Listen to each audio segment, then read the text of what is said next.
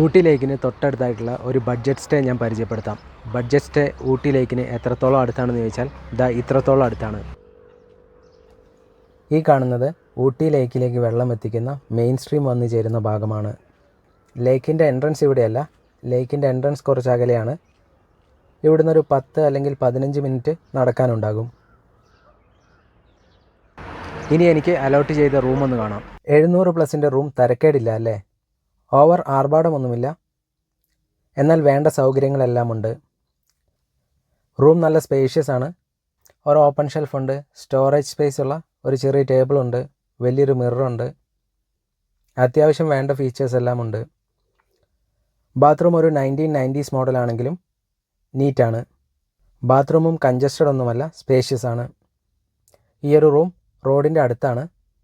അതുകൊണ്ട് നൈറ്റ് അത്യാവശ്യം വാഹനങ്ങളുടെ സൗണ്ടും റോഡിലൂടെ നടന്നു പോകുന്നവരുടെ സൗണ്ടുമൊക്കെ കേൾക്കാമായിരുന്നു. ഊട്ടിയിൽ നൈറ്റ് ലൈഫ് ഉണ്ടോ? എനിക്കറിയില്ല. എന്തായാലും ഈ റോഡിലൂടെ അത്യാവശ്യം ആൾക്കാരും വണ്ടികളുമെല്ലാം ലേറ്റ് നൈറ്റും പോകുന്നുണ്ടായിരുന്നു.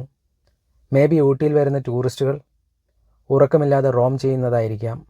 റോഡിലെ വണ്ടിയുടെ സൗണ്ടും ആൾക്കാർ സംസാരിക്കുന്ന സൗണ്ടും ഒക്കെ കേട്ട് ഇടയ്ക്ക് എണീറ്റതൊഴിച്ചാൽ നല്ല സുഖമായി ഉറങ്ങിയെന്ന് പറയാം. ഈ പ്രോപ്പർട്ടിയിൽ നിന്ന് ലേക്കിലേക്ക് നല്ല അടിപൊളി വ്യൂ ഉള്ള ഒരു ഗാർഡൻ കൂടിയുണ്ട്. അതുകൂടി നമുക്കൊന്ന് കാണാം. വ്യൂ കാണുന്നതിന് മുന്നേ ബിൽഡിംഗ് കാണിക്കാം. നോർത്ത് ലേക്ക് റോഡിലാണ് റിഫ്ലക്ഷൻസ് ഗസ്റ്റ് ഹൗസ് സ്ഥിതി ചെയ്യുന്നത്. ഇതിനടുത്തായിട്ട് സിറ്റി പാലസ്, ഗ്രീൻ വാലി എന്നിങ്ങനെ ഹോട്ടലുകളുമുണ്ട്.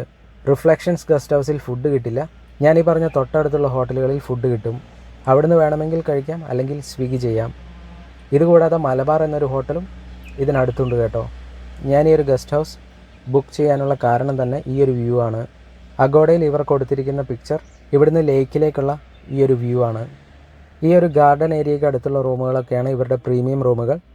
അതായത് കുറച്ചുകൂടെ എക്സ്ട്രാ ഫീച്ചേഴ്സ് കാണും, റേറ്റും കൂടുതലായിരിക്കും. പിന്നെ ഈ ഒരു ലേക്ക് വ്യൂ ഒരു സ്വീറ്റ് ബോണസ് ആണെന്ന് പറയാം. ഈവനിംഗ് ഒക്കെ ഇവിടെ ഇരുന്ന് ചുമ്മാ കൂൾ വെതർ ആസ്വദിക്കാൻ രസമായിരിക്കും. എനിക്കിപ്പോൾ കൂൾ വെതർ ആസ്വദിക്കാൻ ടൈമില്ല. 11 മണിക്കാണ് ചെക്കൗട്ട്. ലേക്കിലേക്കൊക്കെ നടന്നു പോകാനുള്ള ദൂരമേ ഇവിടുന്നുള്ളൂ. അതുപോലെ സെൻട്രൽ ബസ് സ്റ്റാൻഡിലേക്കും നടന്നു പോകാനുള്ള ദൂരമേ ഉള്ളൂ. ഇനിയിപ്പോൾ ചേരിങ് റോസിലേക്കും ബൊട്ടാനിക്കൽ ഗാർഡനിലേക്കും ഒക്കെ പോകണമെങ്കിൽ മിനിമം ഒരു 200 രൂപയൊക്കെ ഓട്ടോ ഫെയർ ആകും. നടന്നാണ് പോകുന്നതെങ്കിൽ കുറഞ്ഞതൊരു 20 മിനിറ്റെങ്കിലും എടുക്കും. ചെക്കൗട്ട് ചെയ്യാനുള്ള ടൈമായി. ഞാൻ ചെക്കൗട്ട് ചെയ്യാൻ പോവാണ്. അതിനു മുമ്പേ എൻ്റെ എക്സ്പീരിയൻസിനെ പറ്റി പറയാം. റൂമിൽ എന്നെ ഏറ്റവും കൂടുതൽ സർപ്രൈസ് ചെയ്തത് എന്താണെന്ന് വെച്ചാൽ അവിടെ 8 ചാർജിങ് പോയിൻ്റ് ഉണ്ട്, 8 പ്ലഗ് പോയിൻ്റ് ഉണ്ട്. അതെന്നെ ശരിക്കും സർപ്രൈസ് ചെയ്തു. ഇത്രയും പ്ലഗ് പോയിൻ്റ് എന്തിനാണ് കൊടുത്തേക്കുന്നതെന്ന് എനിക്കറിയില്ല. പക്ഷേ കുറേ മൊബൈലോ അല്ലെങ്കിൽ എന്തെങ്കിലും ക്യാമറയൊക്കെ ചാർജ് ചെയ്യണമെങ്കിൽ ഇങ്ങനെ കുറേ പോയിൻ്റ് ഉള്ളത് നല്ലതാണ്. അതൊരു പോസിറ്റീവായിട്ട് എനിക്ക് തോന്നി. നെഗറ്റീവായിട്ട് എനിക്ക് തോന്നിയത് ബാത്റൂം ടവലും പിന്നെ സോപ്പും മാത്രമേ തരുള്ളൂ. പിന്നെ ബ്രഷ്, പേസ്റ്റ് അങ്ങനത്തെ ഒന്നും തരത്തില്ല. ബഡ്ജറ്റ് സ്റ്റേ ആണല്ലോ, 794 രൂപയല്ലേ ഉള്ളൂ.